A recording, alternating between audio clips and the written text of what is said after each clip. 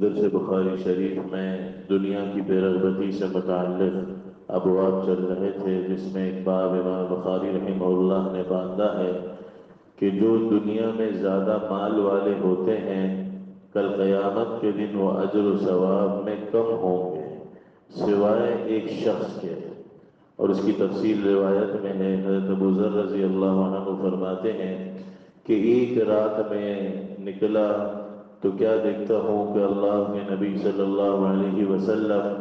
اکیلے تشریف لے جا رہے ہیں، آپ کے ساتھ کوئی شخص نہیں ہے۔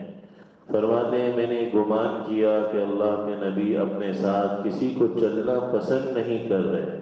تو میں چاند کی روشنی میں آپ کے پیچھے آپ کے سائے میں، جو چاند کا ایک سایہ ہوتا ہے روشنی کی وجہ سے، اس میں چلتا رہا۔ آپ نے پیچھے اتفاق فرمایا تو مجھے دیکھ لیا،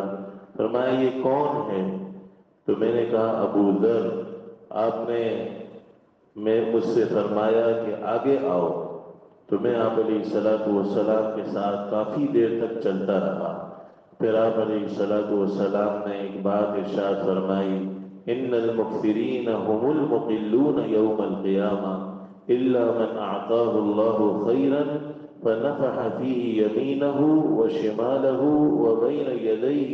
ووراءه وعمل فيه خيرا۔ آپ علیہ الصلوۃ والسلام نے مالداروں کا انجام بیان فرمایا کہ جو مالدار لوگ ہیں وہ کل قیامت کے دن اجر و ثواب کے اعتبار سے بہت پیچھے چلے جائیں گے، مگر دو لوگوں کے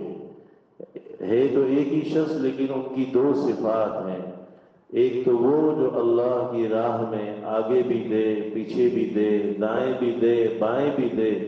اور پھر آگے فرمایا اس کا دوسرا کام یہ ہے کہ وہ اس میں خیر کے کام کرتے رہے۔ مال کے ذریعے خیر کے کام جتنے بھی ہیں، چاہے وہ لوگوں کا نفع پہنچانے کا کام ہو، چاہے عبادتوں کے اندر خرچ کرنا، عمرے اور حج کرنا، اور اسی طریقے سے جتنے اجر و ثواب کے کام ہیں، صدقہ جاریہ کے کام ہیں، تو جہاں موقع ملے انسان اپنے اس مال کو آخرت میں لگا دے۔ اور جو مال کو صرف جمع کرتے ہیں، قرآن مجید میں اللہ نے سورہ ہمزہ میں فرمایا ایسے لوگوں پر اللہ کی لعنت ہے، ایسے لوگوں پر اللہ نے، ایسے لوگوں کے لیے ہلاکت کے لیے جہنم میں ایک وادی بنائی ہے، الذی جمع مالا وعددا، جو مال کو صرف جمع کرتے رہتے ہیں اور گن گن کر رکھتے رہتے ہیں۔ تو اللہ رب العزت نے